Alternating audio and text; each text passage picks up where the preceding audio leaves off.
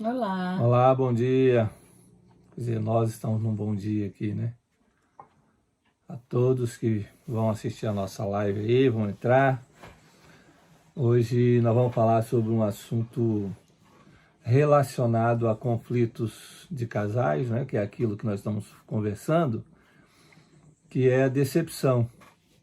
Quando alguém diz assim, eu estou muito decepcionado ou muito decepcionada, com algumas atitudes, algumas palavras, algumas coisas que o seu companheiro, a sua companheira fez para você.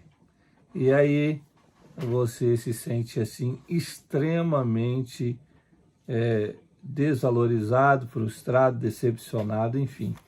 Essa frase nós já ouvimos centenas de vezes também. Eu estou muito decepcionado ou muito decepcionada com o meu marido ou a minha esposa. E a gente vai conversar um pouco sobre essa questão da decepção. Decepção que gera conflitos e decepção que vem por causa de outros conflitos também, tá bom? Como a gente usa a Bíblia, né? Vocês sabem bem, a gente já falou isso. A gente usa a Bíblia para aconselhar os casais, tá bom? A gente entende que a Bíblia dá a direção para todo e qualquer conflito conjugal.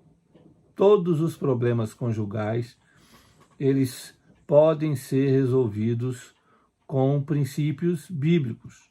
Por isso nós usamos a Bíblia como base a nossa referência assim, para resolver, solucionar os conflitos conjugais. E né? qualquer outro tipo, né, de conflito também. Com certeza. Qualquer situação a gente consegue achar ali uma direção na palavra de Deus. Isso aí.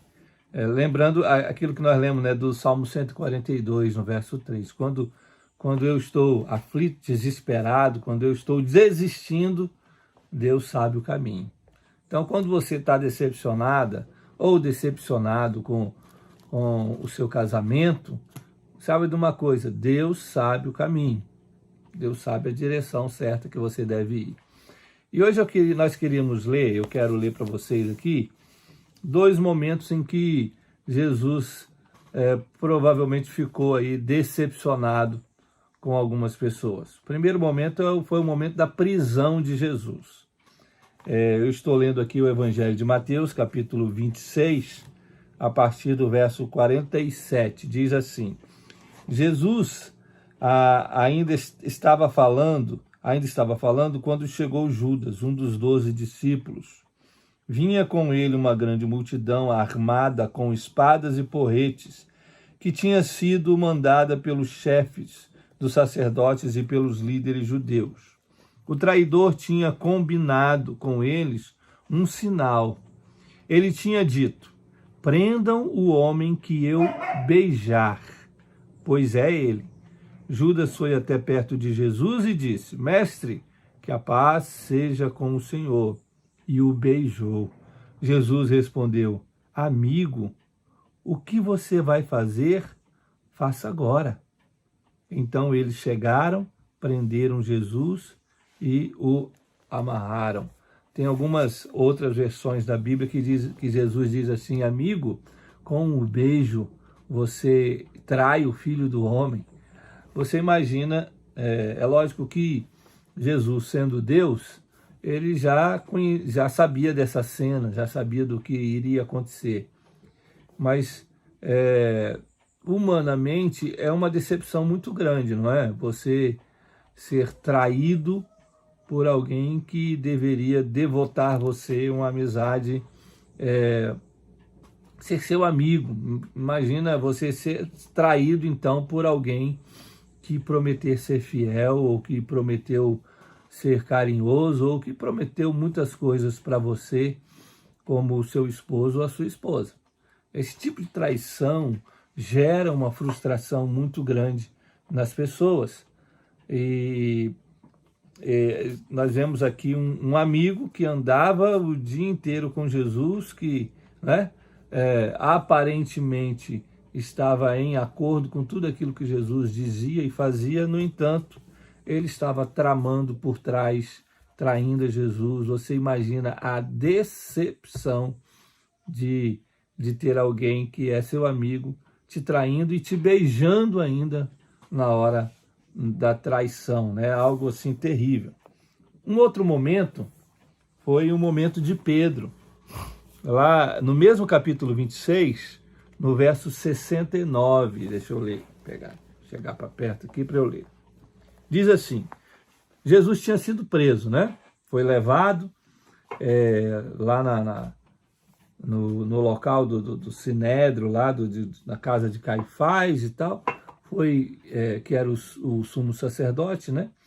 E lá ele estava sendo zombado e cuspido, e Jesus estava sofrendo muito ali na mão daquelas pessoas que estavam ali no pátio ali da casa de Caifás. E aí Pedro acompanha de longe e fica de longe. Aí diz assim: Pedro estava sentado lá fora, no pátio, quando uma das empregadas chegou perto e disse: Você também estava com Jesus na Galileia.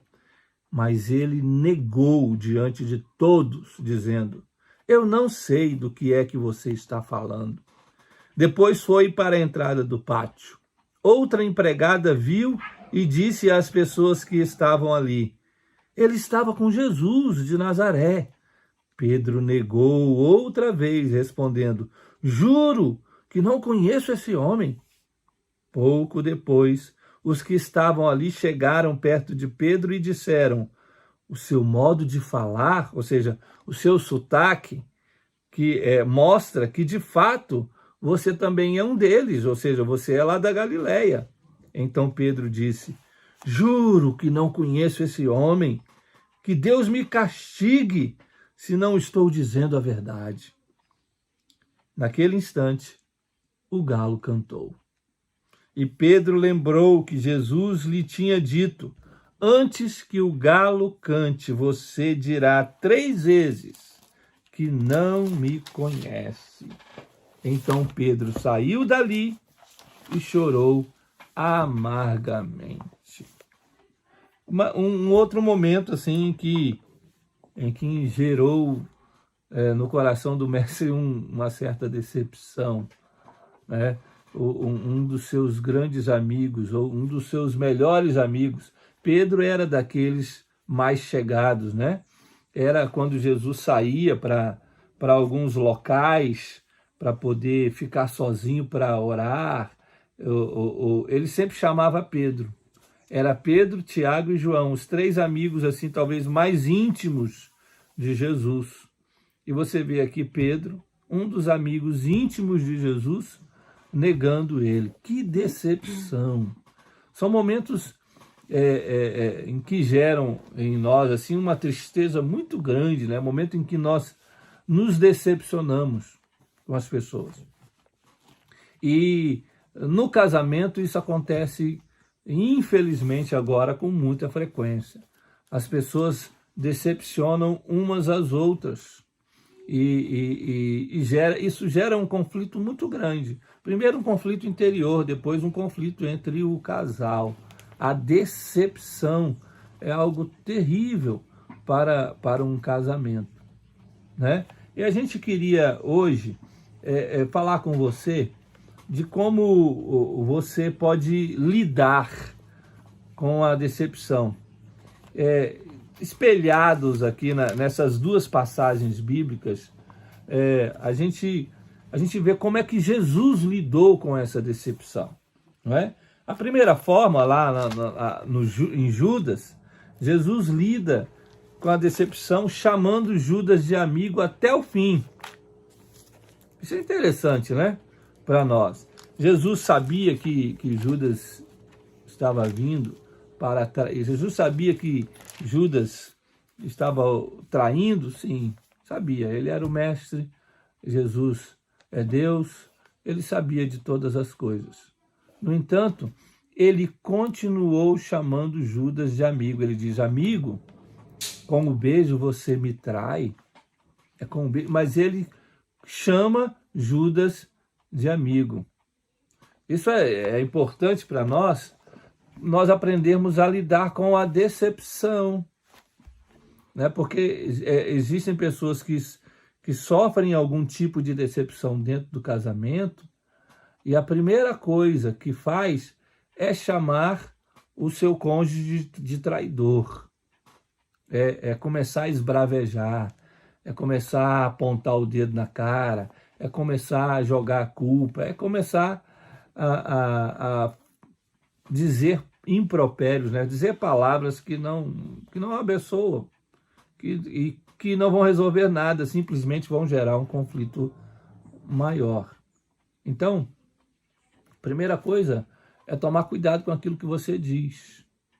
Porque apesar de estarmos decepcionados, nós não fomos chamados para, vamos dizer assim, amaldiçoar o outro, apesar da decepção.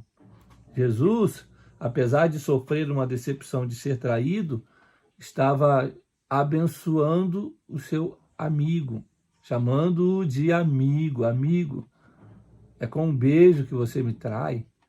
Então, a gente deve aprender com essa passagem de Jesus, como que nós devemos lidar, qual é o tipo de fala que a gente deve ter na hora da decepção.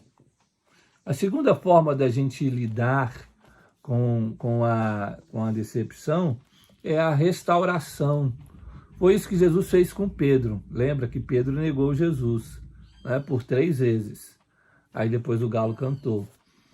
E Pedro chorou amargamente, arrependido de ter negado o Senhor. O que é que Jesus fez com Pedro depois disso? Jesus foi preso, foi morto na cruz, ressuscitou. Aí, e quando ele ressuscitou, a primeira pessoa que ele procurou foi Pedro. Lá no Evangelho de João, no capítulo 21, Jesus se encontra com Pedro lá na beira da praia do Mar da Galileia. E Jesus assa um peixe, né? E Pedro e Jesus comem aquele peixe ali na beira da praia. E diz assim: quando eles acabaram de comer, Jesus perguntou a Simão Pedro: Simão, filho de João, você me ama mais do que estes outros me amam? Sim, o Senhor sabe que eu amo o Senhor, respondeu Pedro. Então Jesus lhe disse: tome conta das minhas ovelhas. E perguntou pela segunda vez: Simão, filho de João, você me ama? Pedro respondeu: sim, o Senhor sabe que eu amo o Senhor. E Jesus lhe disse outra vez: tome conta das minhas ovelhas. E perguntou pela terceira vez: Simão, filho de João, você me ama?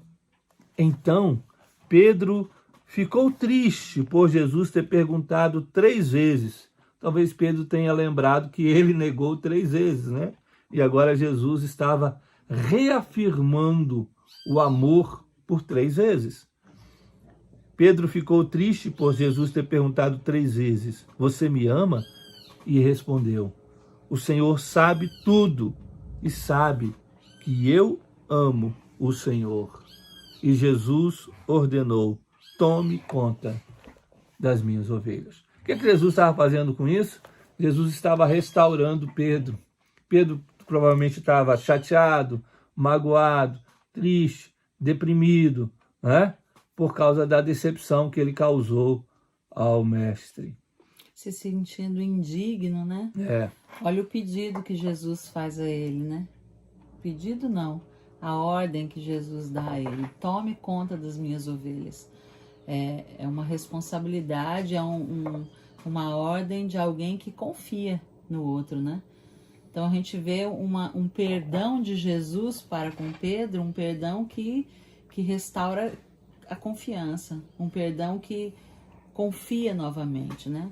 Nós precisamos, além de perdoar aqueles que nos decepcionaram, nós precisamos também confiar. É muito comum nós ouvirmos nas pessoas que nos pedem ajuda a dificuldade de confiar, né? O Marcos deu aqui exemplos de traições bem pesadas, né? Decepções, de acordo com traições bem pesadas.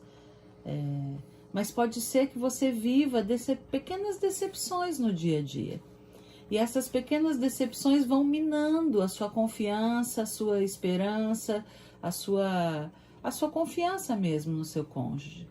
É uma palavra dura aqui, é uma indiferença ali, é uma falta de ajuda com os filhos, uma falta de ajuda com as coisas de casa, quando você está muito cansada, estou falando em relação à mulher, né? Ou decepções também quando você tem algum compromisso marcado, algum plano, né, para a família e você se decepciona porque o outro, né, seu cônjuge, seja o homem ou a mulher, eles têm algum outro compromisso, têm alguma outra prioridade, aquilo que vocês estavam planejando, aquilo que você estava com tanta expectativa não aconteceu. Isso também é decepção, né? A gente também se sente assim, não é uma traição, né? Não é uma coisa mais séria, né? Lembrando que não existe pecadinho e pecadão, mas não é uma coisa não é uma coisa tão séria como uma traição no casamento, mas são pequenas decepções, pequenas traições, uma mentirinha aqui, uma mentirinha ali, tudo isso vai minando e decepcionando a gente. Mas essa passagem de Jesus, né, restaurando esse relacionamento e essa confiança em Pedro, não que a confiança tenha sido restaurada, né? Jesus não precisava disso, né? Mas é um exemplo para nós. Isso serve de exemplo. Né? Se nós somos seguidores de Cristo, se nós somos discípulos de Jesus, nós podemos ver que aquilo que a gente fala, olha, eu perdoo, mas eu não consigo mais confiar. Eu perdoo, mas eu não acredito. Mas nós vemos em Jesus, nós vemos nessa passagem, na figura de Cristo, que nós podemos e devemos confiar no outro. Isso é a restauração, faz parte da restauração, né, do relacionamento. Mas e se fizer de novo? Deixa isso com Deus, descansa em Deus. A base de qualquer tipo de aconselhamento bíblico precisa ser centrada no Senhor. Não são apenas versículos da Bíblia que nós pegamos para orientar as pessoas. Nós precisamos orientar, e quem está do lado de lá precisa saber que precisa ter um relacionamento com Cristo. A sua confiança está em Cristo e não se o seu cônjuge vai voltar a te trair ou não. Não se o seu cônjuge vai voltar a te decepcionar ou não. Porque é óbvio que vai. Né? Não estou falando da traição de adultério, mas decepções nós vamos ter sempre. Nós somos pecadores e agimos de forma que desagrada um ao outro. Fazemos várias e várias coisas que ainda vão decepcionar o outro. Então a gente precisa colocar nossa confiança no Senhor e confiar. Quando nós confiamos no outro, não é baseado que o outro não vai mais errar. É baseado em que a minha satisfação e a minha confiança está no Senhor. E mesmo que eu venha me decepcionar de novo, eu estou firme com o Senhor, eu estou obedecendo ao Senhor. Quando eu estou perdoando e confiando novamente, colocando minha confiança mais uma vez na pessoa. Muito bem. Nós vamos falar mais dessa questão da sua satisfação, em quem você se satisfaz, né? Para não ser decepcionado ou decepcionado. Deixa eu só fazer um parênteses aqui. O Marcos Vinícius perguntou se a gente pode sugerir títulos de livros para aconselhamento bíblico. A gente pode colocar na descrição. Tem livros que abrangem a abordagem do aconselhamento bíblico e tem livros que são direcionados especificamente para cada área. Né? A gente pode deixar na descrição, você pode conversar com a gente no direct também, se você quer uma coisa geral ou específica, né? Ok. Agora, por que a decepção vem? Eu listei aqui existem vários motivos pelos quais a decepção vem, tá bom, gente? Eu listei só 4, porque senão a gente ia fazer uma live aqui de 10 horas. Não é o caso. A primeira que eu listei aqui, primeira causa, primeiro motivo pelo qual a decepção vem, são as expectativas frustradas. As expectativas que eu tenho nela, de repente ela não preenche essa expectativa, e aí eu fico frustrado, eu fico decepcionado com isso. Mas o problema é nela? Não, o problema não está com ela, o problema é na expectativa que eu tenho. Então, um conselho, cuidado com as suas expectativas, certo? Cuidado, muito cuidado. Especialmente pessoas recém-casadas, que estão casando agora. Cuidado, porque você já vem de um ambiente, talvez você tenha sua casa, seu pai, sua mãe, né? Já foi criado de um jeito, já foi cuidado de um jeito, as coisas já foram feitas para você de um jeito, e aí de repente você casa e quer que continue a mesma coisa, não continua a mesma coisa. Então cuidado com as suas expectativas, sejam expectativas relativas a sexo, sejam expectativas relativas a questões de cuidado de casa, profissionais, com relação a filhos, expectativas de crenças até, né? Nem tudo que eu creio, ela crê, nem tudo que ela crê, eu creio, e nós não podemos achar que um vai preencher a expectativa do outro. São duas pessoas, nós somos uma só carne, mas temos a nossa intimidade, certo? A nossa individualidade não pode ser perdida. Então, cuidado com as suas expectativas, tá bom? Pode ser que você esteja jogando no seu cônjuge um fardo muito pesado que ele não pode carregar. Uma expectativa muito pesada. A gente conhece maridos que jogam em cima da mulher expectativas que elas não conseguem. Elas têm que ser perfeitas. E aí são mulheres que vão entrar em depressão, em frustração, porque essas vários problemas. elas são colocadas, né, nas falas, Sim, nas atitudes, e isso gera um peso, um fardo muito grande para o outro. É importante ressaltar que essas lives, que aquilo que a gente tem falado aqui, a gente não tem resumido livros, pego pontos de livro, né? Eu vou pegar esse ponto aqui desse livro, daquilo outro e vamos falar. Não, nós temos trazido aqui questões que nós recebemos dia após dia. Nós estamos lidando no aconselhamento bíblico. Dia após dia. Então, quando o Marcos fala, você pode estar jogando, né? Pode ser que você esteja jogando, criando expectativas, tendo expectativas em relação ao seu cônjuge. Isso não é assim uma possibilidade. Pode ser que isso venha a acontecer. Não, isso é fato. Isso é fato. Todos os discursos daqueles que nos procuram pedindo ajuda estão carregados de expectativas em relação ao outro. Expectativa sua, de acordo com a sua história de vida, de acordo com o que você, de crenças que você trouxe ao longo do tempo, né? Aquela história da frigideira. Da linguiça da frigideira, sim, né? Sim, coisas que, depois você conta, coisas que você acha que é certo, e que você acha que é certo, mas você não sabe nem por quê. Que você quer aquilo para o seu casamento, ou para o seu relacionamento, ou para a sua família, você quer viver aquilo no ambiente familiar, mas quem disse que tem que ser daquele jeito? É bíblico aquilo? Primeiro, é bíblico? É ensinado? Mas nem tudo aparece na Bíblia. Tá, nem todas as situações aparecem na Bíblia, mas os princípios bíblicos, sim.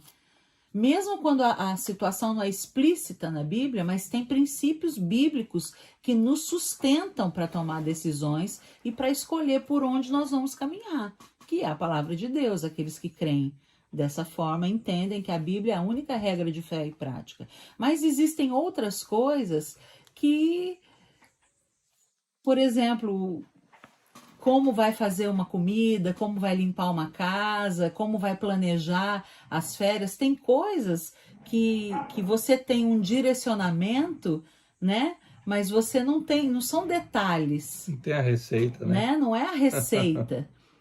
E nós precisamos começar a parar para enxergar aquilo que nós estamos querendo.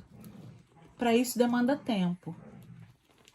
Né? Cuidar da gente, cuidar do casamento, precisa de foco. E eu preciso parar para pensar, eu estou cobrando isso. E isso é muito mais fácil e é muito mais possível quando a gente procura ajuda fora do casamento. Porque, mais uma vez, a pessoa que está de fora, quem está vendo e ouvindo, ela consegue identificar. Porque você está naquela roda viva. Você está naquele ciclo insano, para quem já ouviu a primeira live.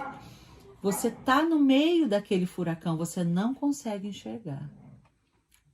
Mas conforme a gente fala, as palavras estão carregadas dessas informações. Né? Dessas informações de que você está esperando isso dele. Tudo bem, é o que você pensa que está certo, mas o que ele está fazendo também não está errado. Você pensa que o seu jeito é o certo. Isso aconteceu por muitas vezes no nosso casamento, mais no começo do casamento, né? Depois de um certo tempo, você fica escolada quando você exercita essa reflexão, né? Como quando você para se ouvir. Tá, o que eu acabei de falar faz sentido? É o que eu quero ou é o que eu acho que é certo? É realmente certo? É só isso? É só dessa forma que é certo? Ou o jeito que ele tá fazendo também tá certo e tudo bem? É só apenas um jeito diferente, mas tá certo? Bom, é isso? A gente precisa...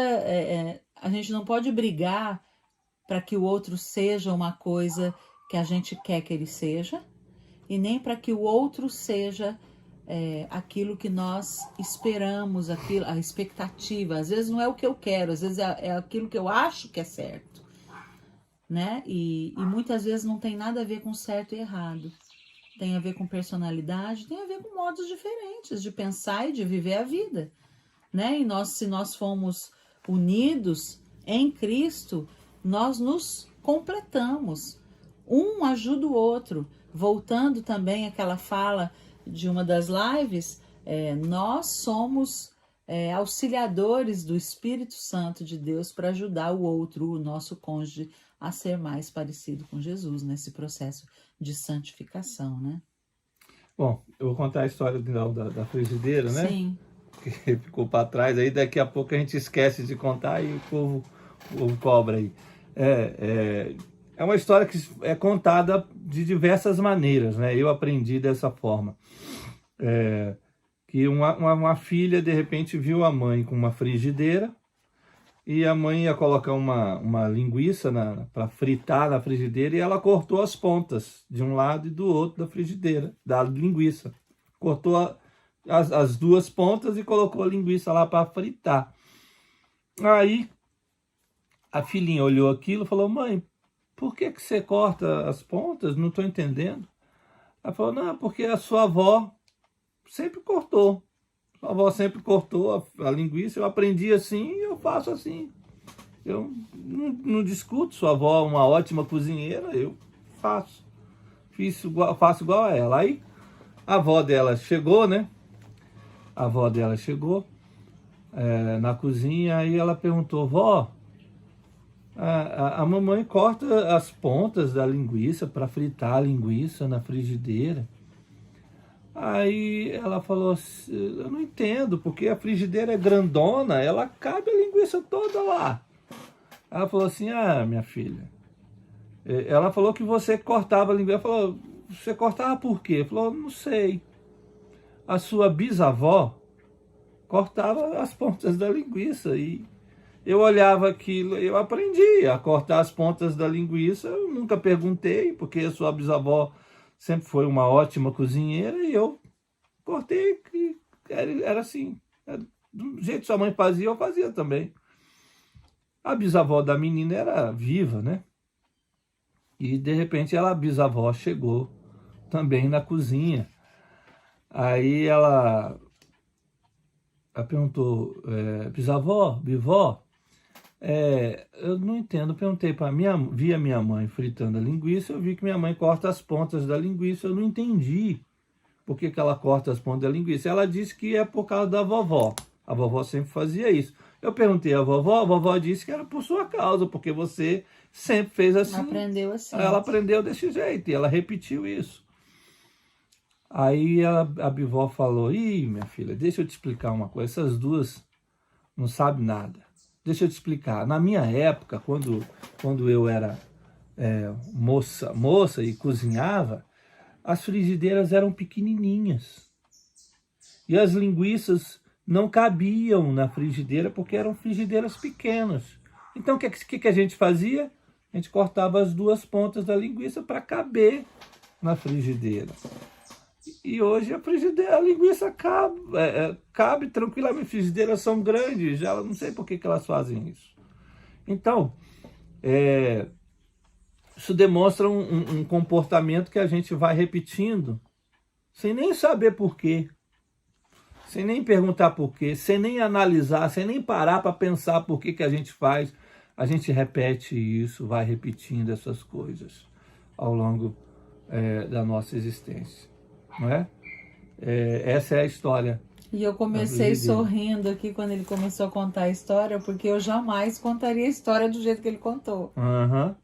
Eu sorri porque é disso que nós estamos falando.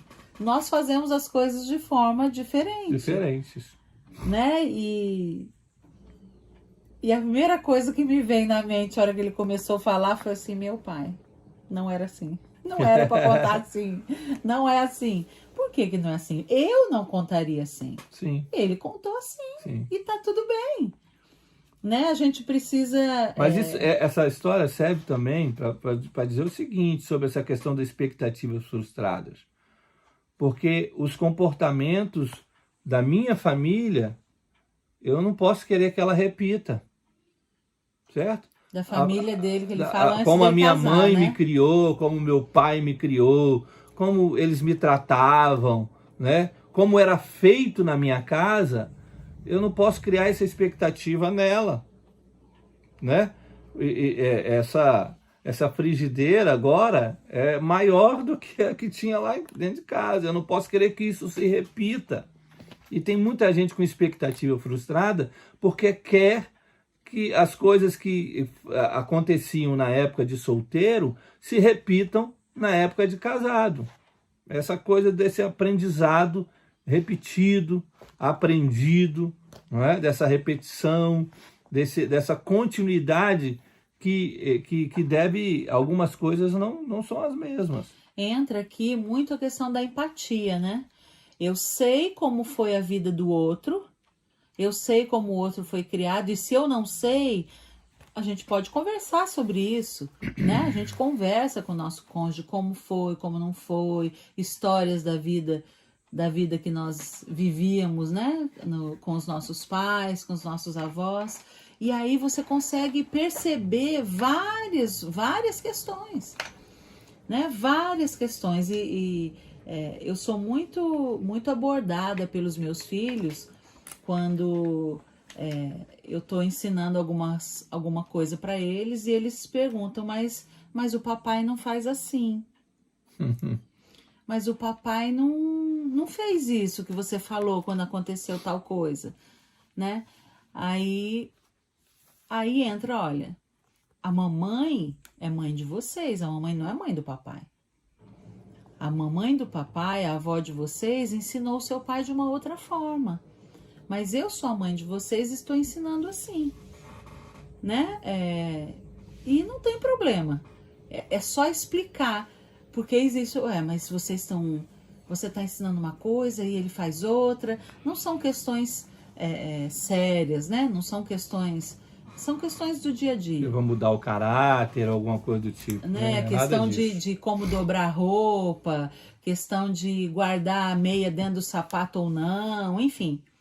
Coisas corriqueiras do dia a dia, mas que poderiam trazer, e eu sei que essas pequenas coisas, né, a pasta de dente, a toalha em cima da cama, e a gente sempre dá esses 2 exemplos, mas tem tantos outros, e que para uma pessoa mais sistemática com as coisas de casa, como eu era lá no começo do casamento, e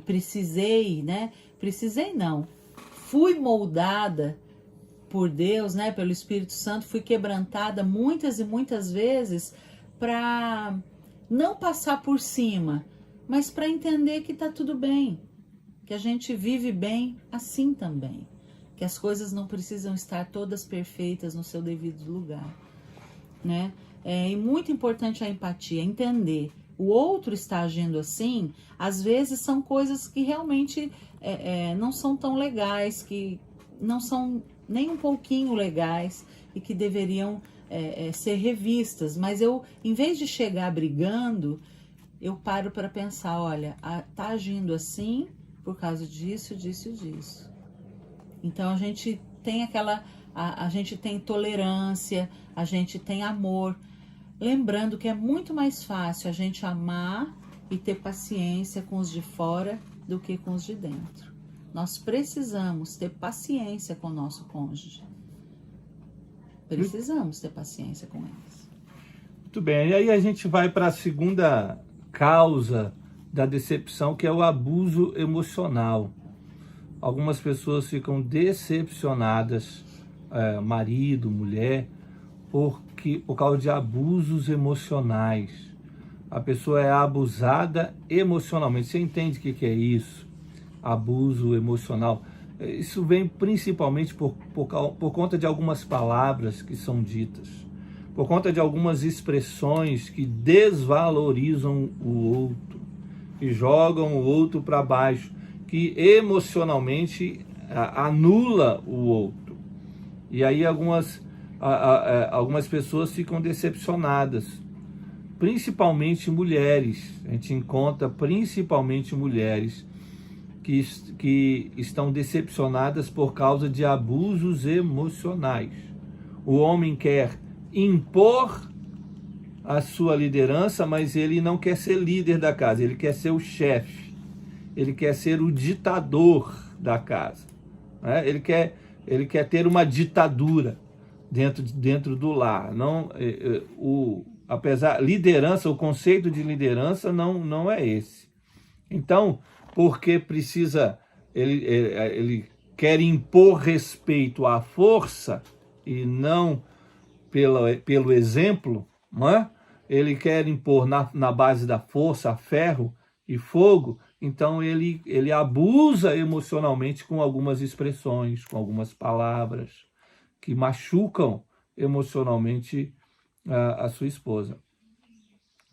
Então a segunda causa é esse abuso emocional. Aí a pessoa fica decepcionada no seu casamento. A decepção vem, e vem forte, por causa desse abuso. A terceira causa é o adultério. Infelizmente, essa causa está se tornando muito comum nos nossos dias. O adultério. A pessoa fica decepcionada porque o seu cônjuge adulterou. Antigamente, há alguns anos atrás, isso acontecia muito com mulheres porque os homens adulteravam. Hoje em dia, já não está mais tão diferente assim. A gente encontra muitos casamentos com homens decepcionados porque mulheres cometeram o adultério. O adultério traz de uma decepção, uma ferida, algo assim terrível para acabar com o casamento. É a questão do adultério. A gente precisa tomar muito cuidado com essas coisas. E a realidade hoje, realmente, hoje não é hoje já vem vindo, né, há um tempo. é de igual para igual. De igual para igual, e eu arrisco a dizer que não vai fazer diferença aqui para nós, mas eu arrisco a dizer que tem mais mulheres caindo em adultério do que homens. Eu arrisco a dizer. Infelizmente, não é? E a gente precisa vigiar sobre isso. Precisa muito, porque isso é uma mágoa, gera uma ferida muito grande, uma decepção muito grande no relacionamento, um afastamento, né? Uma perda da confiança. O outro motivo, o quarto motivo, são palavras duras, palavras pesadas, palavras que machucam, palavras palavrões, palavras obscenas, palavrões. O modo de você falar é sempre aquele modo pesado, aquela carga pesada. Isso gera decepção no seu cônjuge. Isso vai acabando e minando a confiança do seu cônjuge. Ele fica muito decepcionado. A pessoa olha e fala assim: poxa, mas eu não casei com esse, eu não casei com essa, não é? E a gente precisa vigiar aquilo que a gente fala, não é? Nossa palavra, a Bíblia diz que deve ser sempre uma palavra doce, uma palavra mansa, uma palavra que edifica a vida do outro. Nós precisamos fazer isso para que o nosso cônjuge não fique decepcionado com as palavras duras que nós proferimos. Eu sei que existem momentos, gente, que às vezes nós não conseguimos segurar. Aqueles momentos de tensão, né? De discussão, são momentos, esses momentos sim é que a gente mais precisa estar vigilante. É o que a gente mais precisa, porque os inimigos do nosso casamento vão querer colocar na nossa mente, na nossa boca, palavras duras demais. E que vão ficar ali, ó. Essa ferida fica em algumas pessoas por muito tempo ali. E vez por outra, quando a discussão surge de novo, ela já fica assustada porque a palavra dura pode vir de novo. Isso frustra, isso causa uma decepção muito grande. Ela pensa assim mesmo, que ela não casou com esse tipo de gente. Não é possível que ela tenha casado com esse tipo de pessoa. Pedro diz lá na sua carta que as mulheres do passado, elas não se enfeitavam com as mulheres de Deus do passado, elas não se enfeitavam com adornos, né, com enfeites, joias, brincos, mas com o espírito, elas eram revestidas por um espírito manso e tranquilo, né? É muito comum a gente ouvir desabafos de mulheres, e agora eu queria falar com você, mulher, desabafo de mulheres falando assim, desabafando coisas terríveis em relação aos seus maridos. Mas quando a gente observa a forma como elas falam com seus maridos, com seus esposos, não são palavrões, e por isso, por não serem palavrões, às vezes são, mas por não serem palavrões, elas acham que está tudo bem. Mas elas não perceberam o tom da voz, elas não perceberam o volume da voz, elas não perceberam o semblante, né? Porque nós falamos também com o corpo, com expressão facial. Nunca existe só um lado. Queria te levar a refletir sobre isso, e eu quero fazer uma live específica para as mulheres, né? A forma de falar, de abordar, de conversar com seu esposo. O outro motivo pelo qual a decepção vem é a mentira. Isso é terrível, porque a pessoa fica decepcionada quando descobre que o outro está mentindo para ele. Então, seja o que for, qual o problema que for, não minta. Diga a verdade. Expresse aquilo que é verdade. E se você cometeu algum erro, não minta para encobrir o seu erro. Isso só vai piorar, vai causar uma decepção ainda maior. Diga a verdade, fale do seu erro e peça perdão. Não é? É bem melhor. O outro, né, o seu cônjuge, vai se sentir mais confiante, a fidelidade aumenta, a cumplicidade aumenta, quando eu, ao invés de mentir para encobrir o meu erro, eu digo a verdade e peço perdão. Aí o seu cônjuge passa a confiar, olha, ele não vai mentir para mim, ele não vai me enganar, eu sei que toda vez que ele errar, ele vai dizer a verdade e vai pedir perdão. É melhor, não minta. A gente já pegou isso, gente, é triste isso, mas a gente já viu conselheiros aconselhando casais a um mentir para o outro. Aí ele disse, não, mas é uma mentirinha, eles chamam de mentirinha branca, né? É uma mentirinha mais ou menos. Que mentirinha mais ou menos? Não existe mentirinha mais ou menos. Não existe meia-verdade. Meia-verdade é mentira. Negócio de mentira mais ou menos, você começa numa mentirinha mais ou menos hoje e vai acabar numa mentira muito séria depois. Então, outro motivo pelo qual a decepção vem é a mentira. Não minta. Jesus disse que o diabo é o pai da mentira e quem mente se torna filho dele. Não minta em hipótese alguma. Por pior que seja, né, a situação que você precisa contar. Por pior que seja, a Bíblia diz que Deus age na verdade. Ai, mas eu tô com medo, tô aflita, o que vai acontecer se eu contar?